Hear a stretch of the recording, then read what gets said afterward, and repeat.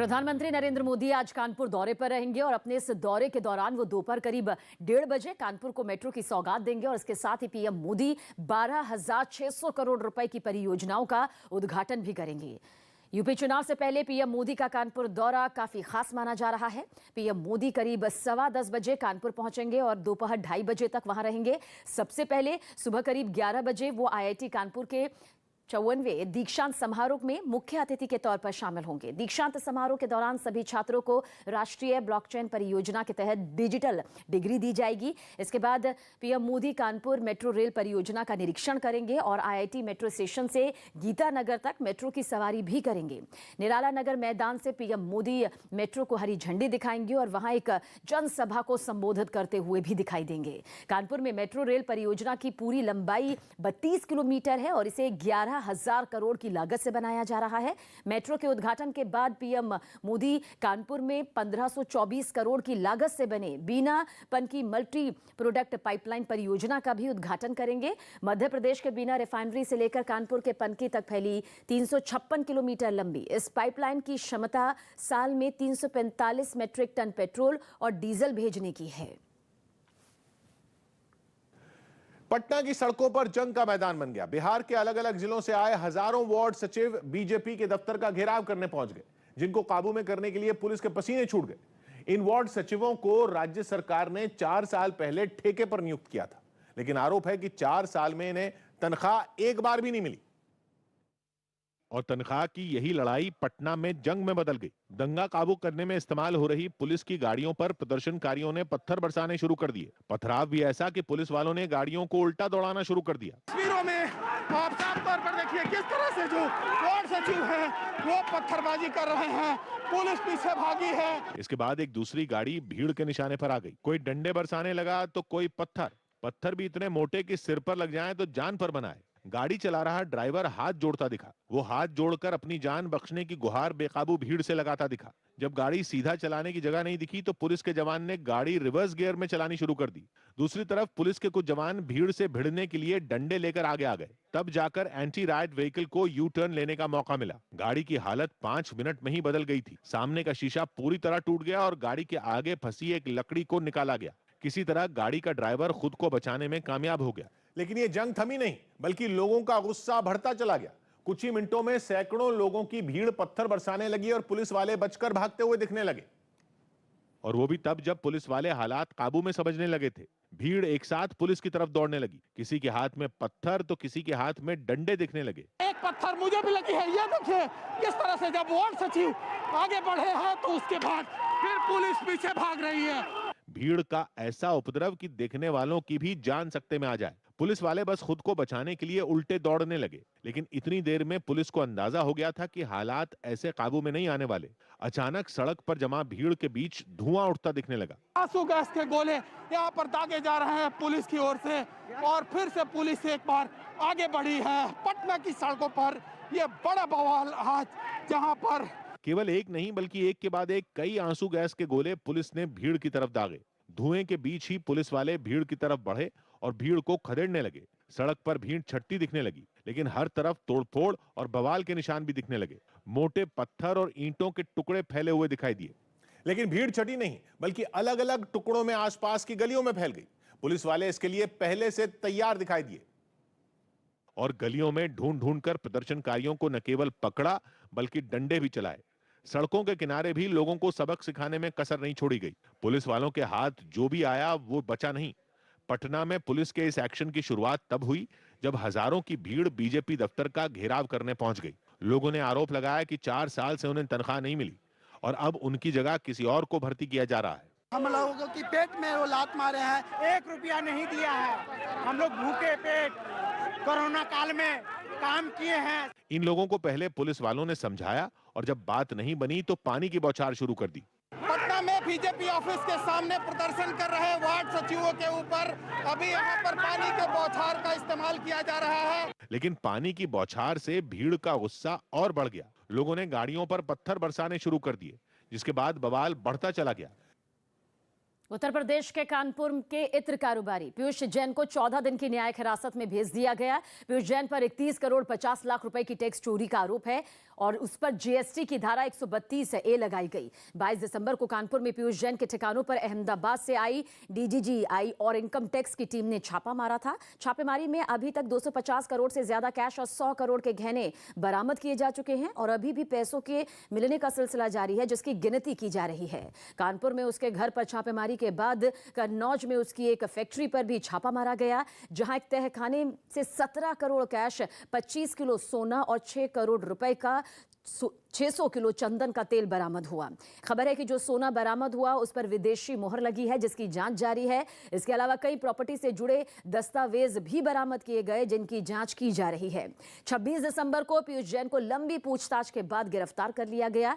खबर है कि पीयूष जैन से पूछताछ में अधिकारियों को कई अहम सबूत हाथ लगे। डीजीजीआई ने दावा किया कि पूछताछ में पीयूष जैन ने यह माना कि उसके घर से जो नकदी बरामद हुई वो जीएसटी के भुगतान के बिना माल की बिक्री से जुड़ी है। 22 दिसंबर को जिस वक्त पीयूष जैन के ठिकानों पर छापेमारी की कार्रवाई शुरू की गई थी, उस वक्त वो अपने पिता के इलाज के सिलसिले में दिल्ली में मौजूद था। हालांकि जांच टीम के बुलाने पर पीयूष जैन को कानपुर लौटना पड़ा था।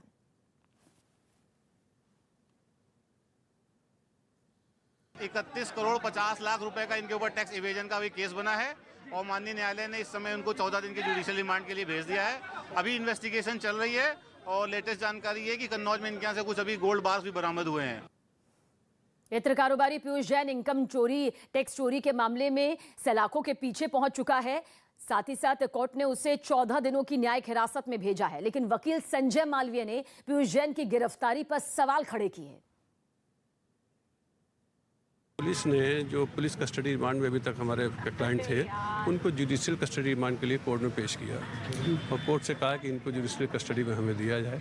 हमने उसका ऑब्जेक्शन किया लीगल पॉइंट्स पे कि साहब इस समय आपने चूँकि 20 तारीख से आप इन्वेस्टिगेशन जारी रखे हैं और हमारे अभियुक्त को, हमारे क्लाइंट को अंडर कस्टडी आप किए हुए हैं, ये लीगल नहीं है। कायदे से आपको चाहिए था कि जिस समय गिरफ्तारी आप दिखाते हैं आपको 24 आवर कोर्ट में पेश करना चाहिए। आप गिरफ्तारी दिखा रहे हैं 26 तारीख की, रखे 20 तारीख से, तो इनलीगल आप तरीके से काम कर रहे हैं। चीज़ें आपने कलेक्ट कर रहे हैं अपने मनमाफिक तरीके से और हमारा क्लाइंट इसमें पूरी तरीके से ये कह सकते हैं उसके खिलाफ एविडेंस अभी कुछ है नहीं। सिर्फ 500 करोड़, 350 करोड़, 400 करोड़ इतना पैसा निकला। सर ये आरोप है, आरोप तो तमाम लगते हैं।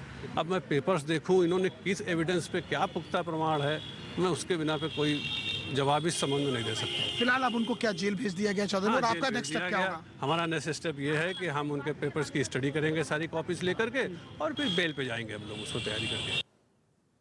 इत्र कारोबारी पीयूष जैन टैक्स चोरी के आरोप में सलाखों के पीछे पहुंच चुका है। कई जांच एजेंसीज इस धन कुबेर की संपत्तियों की जांच में जुटी है। खबर यह भी है कि इस मामले में ईडी ने भी अपनी जांच शुरू कर दी। पीयूष जैन के ठिकानों से करोड़ों का कैश बरामद हुआ, अभी भी नोटों की गिनती जारी है।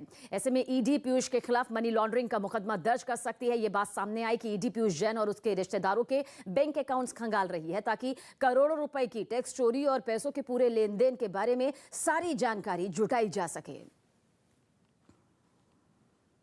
कन्नौज के इत्र व्यापारी पीयूष जैन की आड़ में मुख्यमंत्री योगी आदित्यनाथ ने विरोधियों पर जोरदार हमला बोला। प्रयागराज में उन्होंने कहा कि यह पैसा गरीबों का पैसा है। समाजवादी पार्टी, बीएसपी, कांग्रेस के नेता जनता को लूटकर घर बनवाते थे, वही पैसा आज दीवारों से निकल रहा है। आपने देखा होगा पिछले 2-3 दिनों से लगातार समाजवादी पार्टी से जुड़े हुए एक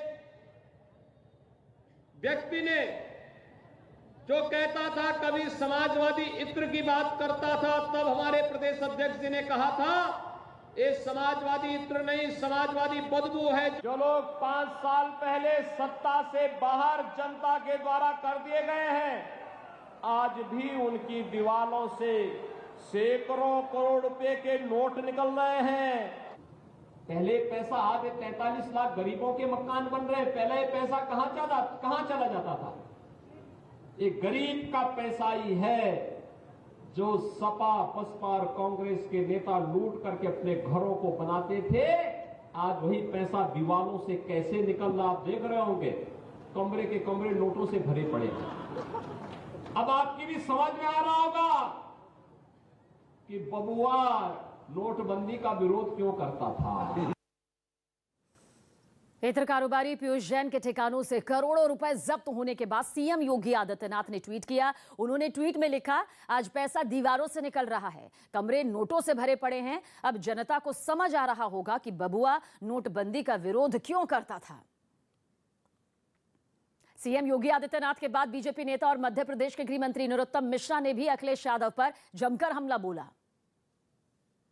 अब ये स्पष्ट हो गया है ये कौन सा समाजवाद है।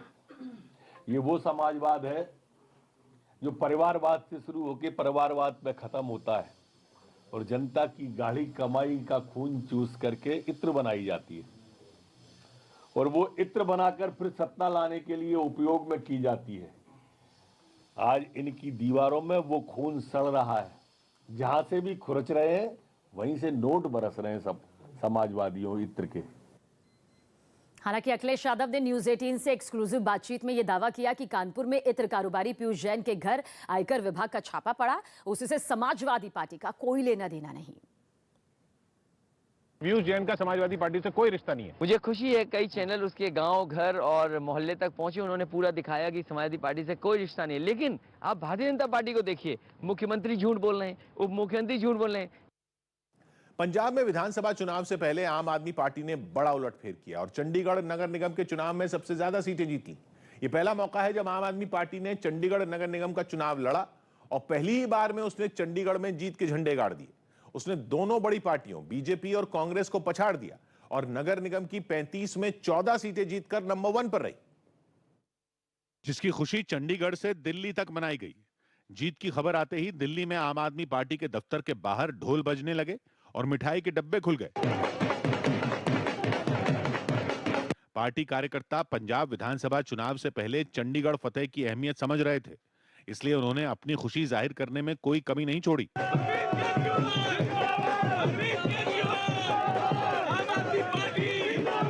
मनीष सिसोदिया ने तो ये इशारा भी कर दिया कि चंडीगढ़ की जीत पंजाब चुनाव का ट्रेलर है। विधानसभा चुनाव में तो पंजाब के लोगों का मन वैसे ही बना हुआ है कि अब एक बार मौका केजरीवाल जी को देना है। चंडीगढ़ नगर निगम के चुनाव के लिए 24 दिसंबर को वोटिंग हुई थी और लोगों ने 200 से ज्यादा उम्मीदवारों की किस्मत का फैसला किया था, लेकिन जब नतीजे आए तो आम आदमी पार्टी ने सभी को चौंका दिया और पूरी बाजी ही पलट दी। इन नतीजों ने पार्टी कार्यकर्ताओं में जोश तो भरा ही, उन्हें भावुक भी कर दिया।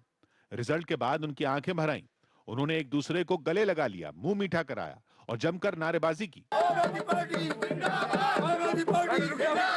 आम आदमी पार्टी ने इस चुनाव में सबसे ज्यादा सीटें जीतकर सभी को हैरान तो किया ही, उसके प्रत्याशी दमनप्रीत सिंह ने मेयर और बीजेपी उम्मीदवार रविकांत शर्मा को भी मात दे दी। मेयर साहब ने हमारे वार्ड में विकास के कार्य किए होते तो शायद आज वो जीत रहे होते, बट उन्होंने कोई काम नहीं करा। चंडीगढ़ नगर निगम के 2016 के चुनाव में बीजेपी और कांग्रेस में सीधा मुकाबला था, लेकिन इस बार सियासी समीकरण बिल्कुल अलग थे और बीजेपी, कांग्रेस, आम आदमी पार्टी और अकाली दल और बीएसपी के गठबंधन में चौतरफा मुकाबला रहा और नतीजे आने के बाद आम आदमी पार्टी ने 35 वार्ड में 14 और बीजेपी ने 12 सीटें जीती, जबकि पंजाब की सत्ताधारी पार्टी कांग्रेस तीसरे नंबर पर रही।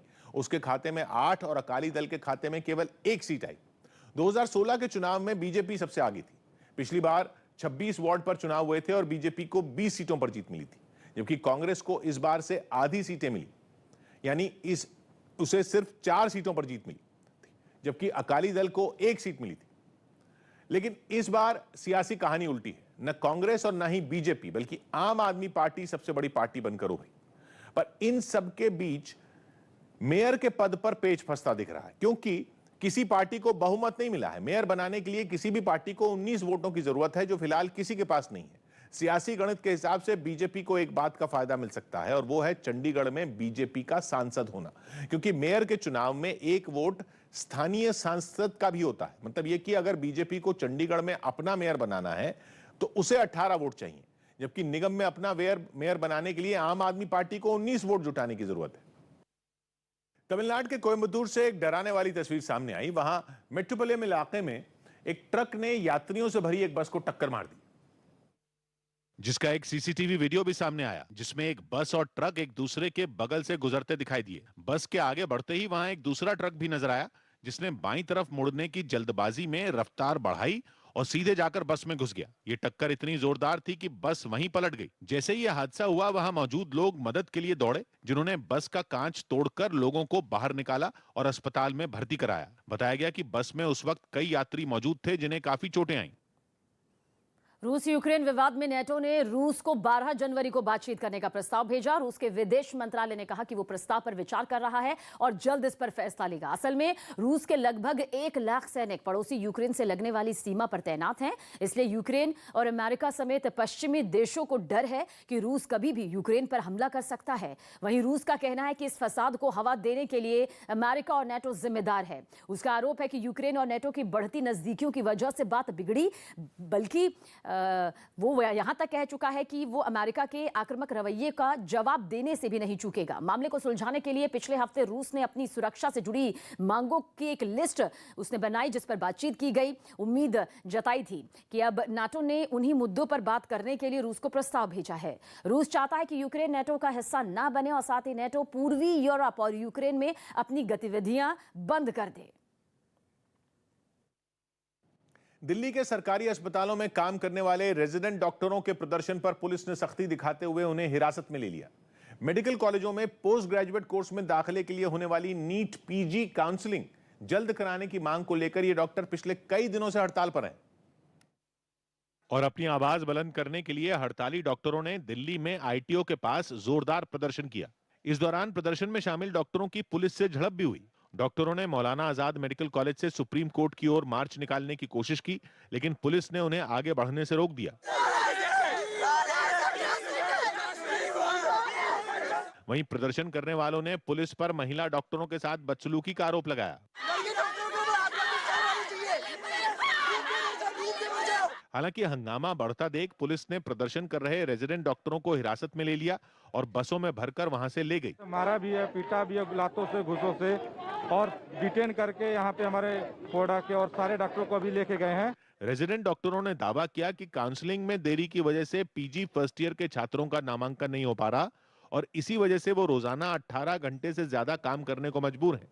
सांप से काटे जाने के बाद अस्पताल से इलाज करवाकर लौटे सलमान खान ने पनवेल फार्म हाउस में अपना 56वां जन्मदिन मनाया। 2 दिन पहले इसी फार्म हाउस पर एक सांप ने उन्हें डस लिया था और उनके ठीक होने की खबर मिलते ही कुछ लोग सलमान के बांद्रा वाले घर पर जन्मदिन का जश्न मनाने पहुंच गए। इन लोगों ने वहां सलमान के नाम का केक काटा,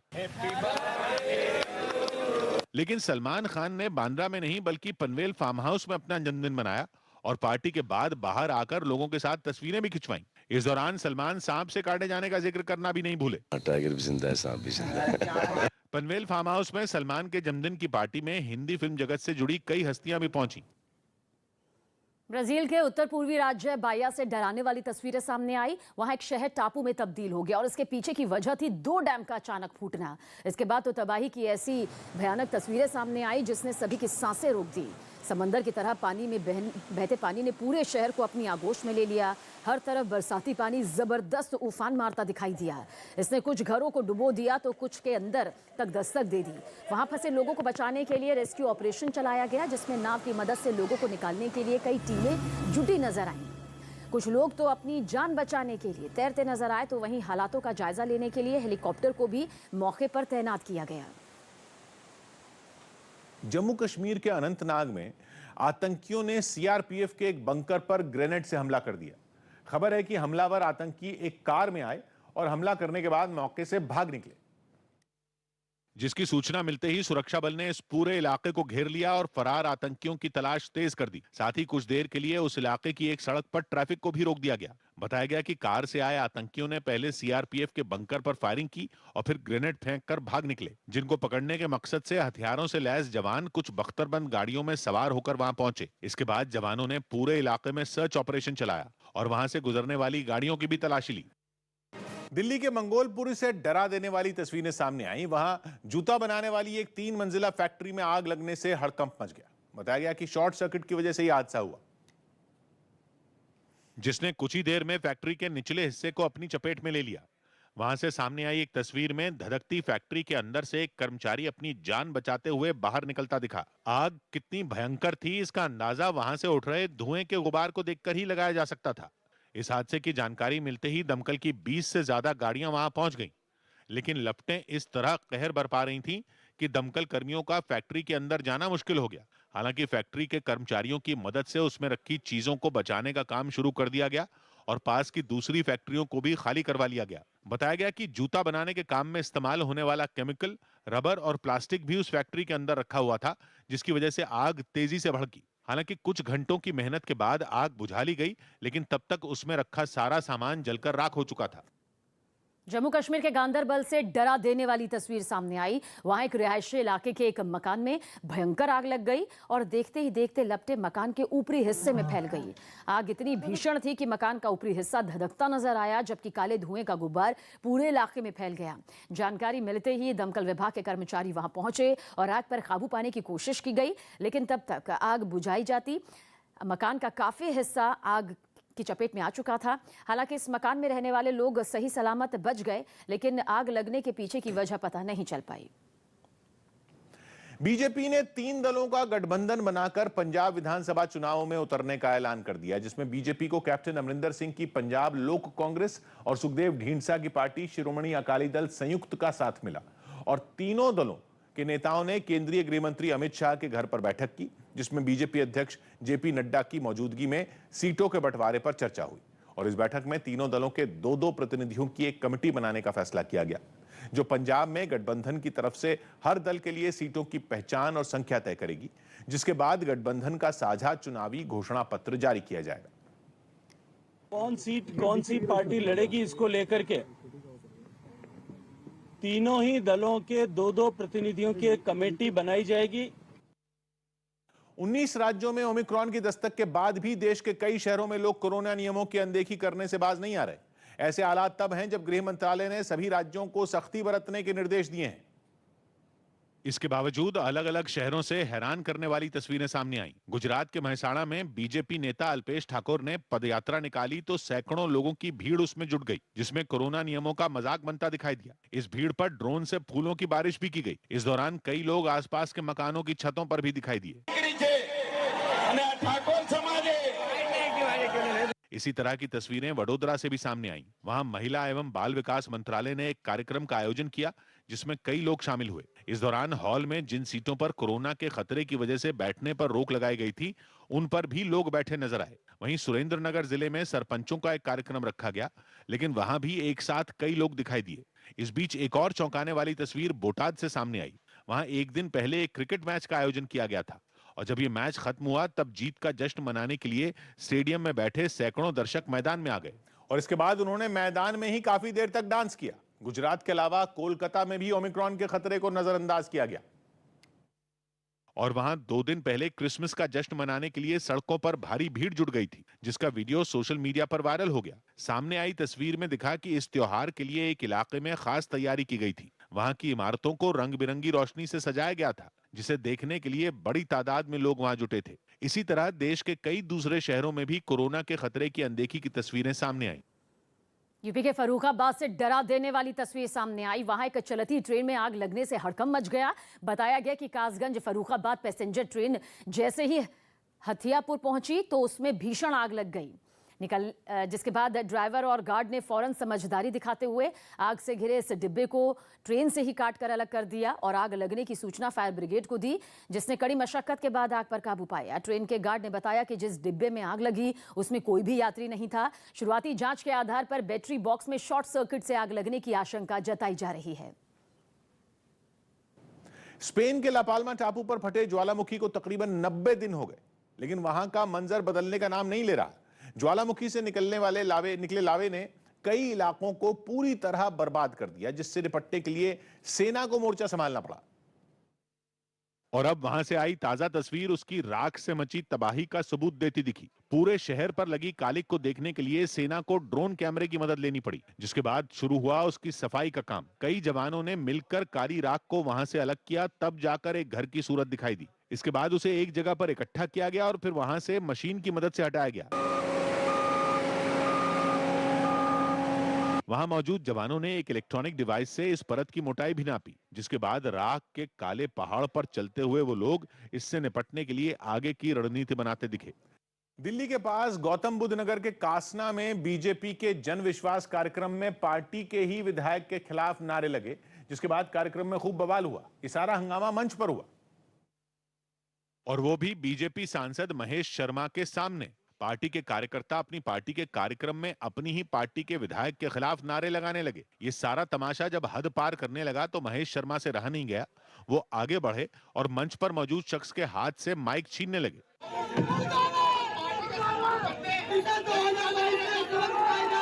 महेश शर्मा ने माइक तो छीन लिया, लेकिन नारेबाजी नहीं रुकी। एक शख्स को जैसे तैसे चुप कराया गया तो दूसरे शुरू हो गए और उन्होंने बीजेपी विधायक धीरेन्द्र सिंह के खिलाफ नारे लगाने जारी रखे,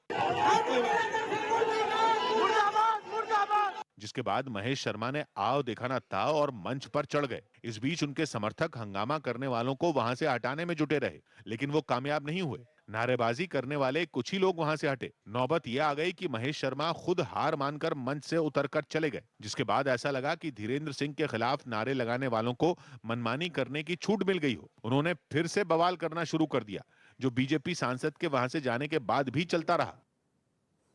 पूरी दुनिया में ओमिक्रॉन वेरिएंट की दहशत के बीच न्यूयॉर्क में कोरोना की चपेट में आने वाले बच्चों की तादाद अचानक से काफी बढ़ गई है। New York state department of health ने जो बयान जारी किया उसने हर तरफ खलबली मचा दी। बताया गया कि न्यूयॉर्क शहर में बच्चों के हॉस्पिटलाइजेशन रेट यानी उनके अस्पताल में भर्ती होने की दर में 4 गुना तक बढ़ोतरी की गई है और लगभग आधे से ज्यादा जो बच्चे हैं 5 साल से भी कम उम्र के हैं और इतनी कम उम्र के बच्चों के लिए कोरोना की वैक्सीन अभी तक बन नहीं पाई। अमेरिका के टेक्सास राज्य में भी बच्चों के तेजी से कोरोना की चपेट में आने की खबरें सामने आ रही हैं। तो वहीं एक और अहम बात सामने आई, वो ये कि ज्यादातर बच्चे वही अस्पताल में एडमिट हुए जिनके माता पिता ने वैक्सीन नहीं लगवाई थी। ये खबर बहुत बड़ी है और डराने वाली है, क्योंकि 2 साल पहले कोरोना के फैलने के बाद से ही पूरी दुनिया में ये देखा गया था कि बच्चे जल्द कोरोना से बीमार नहीं पड़ते और पड़ते भी हैं तो उनकी तबीयत ज्यादा नहीं बिगड़ती। लेकिन न्यूयॉर्क से आई खबर ने वहां के लोगों में दहशत फैला दी।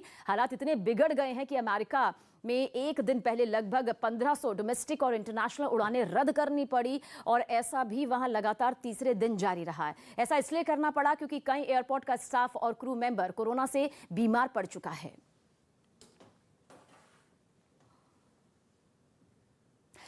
इसलिए ये खबर काफी डराने वाली है, क्योंकि न्यूयॉर्क शहर में बच्चों के हॉस्पिटलाइजेशन रेट यानी उनकी अस्पताल में भर्ती होने की जो दर है 4 गुना तक बढ़ गई है। इससे भी ज्यादा परेशानी की खबर यह है कि इनमें लगभग आधे बच्चे जो हैं 5 साल से भी कम उम्र के हैं और इतनी कम उम्र के बच्चों के लिए कोरोना की वैक्सीन अभी तक बनी ही नहीं है। अमेरिका के टेक्सास राज्य में भी बच्चों के तेजी से कोरोना की चपेट में आने की खबरें सामने आ रही हैं। तो वहीं एक और बात जो कि बेहद अहम है वो ये कि ज्यादातर बच्चे वही अस्पताल में एडमिट हुए जिनके माता पिता ने वैक्सीन नहीं लगवाई थी। यह खबर बहुत बड़ी है, डराने वाली है, क्योंकि 2 साल पहले कोरोना के फैलने के बाद से ही पूरी दुनिया में यह देखा गया था कि बच्चे जल्द कोरोना से बीमार नहीं पड़ते और पड़ते भी थे तो उनकी तबीयत ज्यादा नहीं बिगड़ती। लेकिन न्यूयॉर्क से आई यह खबर वहां के लोगों में दहशत फैला रही है।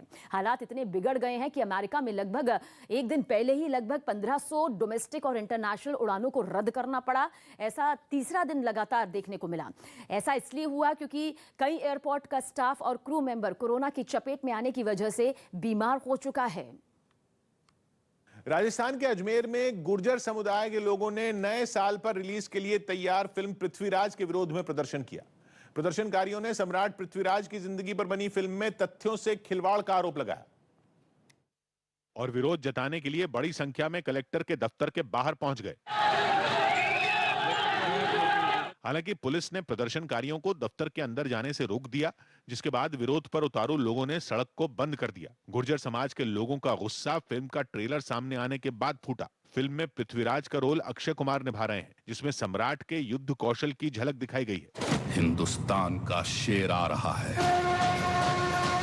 फिल्म पृथ्वीराज में संजय दत्त और सोनू सूद भी महत्वपूर्ण भूमिका में हैं। अखिल भारतीय वीर गुर्जर समाज सुधार समिति नाम के संगठन से जुड़े प्रदर्शनकारियों ने पृथ्वीराज चौहान के भगवान देव नारायण के वंशज होने का दावा किया और फिल्म की रिलीज से पहले गुर्जर समाज के प्रतिनिधियों और इतिहासकारों को दिखाने की मांग की। प्रदर्शनकारियों के एक दल ने कलेक्टर से मिलकर मुख्यमंत्री और राज्यपाल के नाम एक ज्ञापन सौंपा और मांगे नहीं माने जाने पर प्रदर्शन तेज करने की धमकी दी।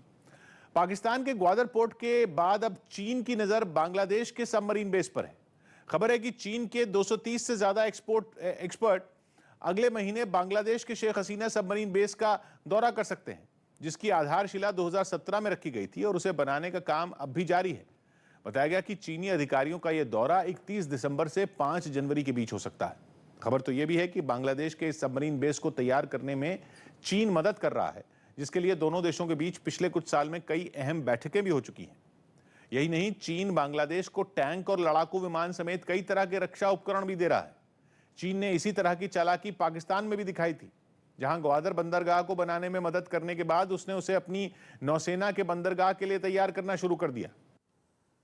कोरोना वायरस का नया वेरिएंट ओमिक्रॉन पूरी दुनिया के साथ भारत के लिए भी खतरा बनता जा रहा है। ओमिक्रॉन अब तक 20 राज्यों में फैल चुका है और देश के अंदर इसको लेकर अब तक 650 से ज्यादा मामले सामने आ चुके हैं। महाराष्ट्र में सबसे ज्यादा 167 मरीज अब तक ओमिक्रॉन के सामने आए, तो वहीं दिल्ली दूसरे नंबर पर है, जहां ओमिक्रॉन के अब तक 142 मामले सामने आ चुके हैं। तो वहीं मणिपुर में भी कल ओमिक्रॉन ने दस्तक दी। इसके अलावा गुजरात में 73, तेलंगाना में 55, केरल में 57 और राजस्थान में ओमिक्रॉन के 46 मरीज सामने आ चुके हैं। दिल्ली में कोरोना के बढ़ते मामलों की वजह से नाइट कर्फ्यू लगा दिया गया। दिल्ली में रात 11 बजे से सुबह 5 बजे तक नाइट कर्फ्यू लगाने का ऐलान रविवार को कर लिया गया था। वहीं दिल्ली में पिछले 24 घंटे में 331 नए कोरोना के केस मिले और 1 मरीज की मौत हुई। सक्रिय मरीजों की संख्या भी 1289 हो चुकी है। वहीं कोरोना के नए वेरिएंट ओमिक्रॉन की बात करें तो दिल्ली में ओमिक्रॉन के कुल मरीजों की संख्या 142 हो गई है। फिर से जी मतलब दिल्ली का माल नहीं लाएंगे, बाहर का ले आएंगे। बाहर तो चालू रहेगा ना, बंद हो जाएगा जी, अपने घरे रहेंगे। जो नुकसान ही है जी, मतलब घरे रहने में तो बच्चे के जी कुछ बैलेंस है उसमें, घर में से ही खा लेंगे जी। डर है ना सर, सबसे बड़ा डर तो यही है कि काम बंद हो जाएगा। वही होगी जो पहले हो रही थी, फिर भूखे मरने लगेंगे। बहुत प्रॉब्लम आई थी सर, भूखे पैसे भी नहीं मिल रहे थे, भूखे मर रहे थे। मालिक कब तक सहारा करेंगे, मालिकों के पास होगा तब तक ही तो देंगे। तो हमें दिक्कत होगा खाने पीने में, घर पर बच्चे हैं, माँ है।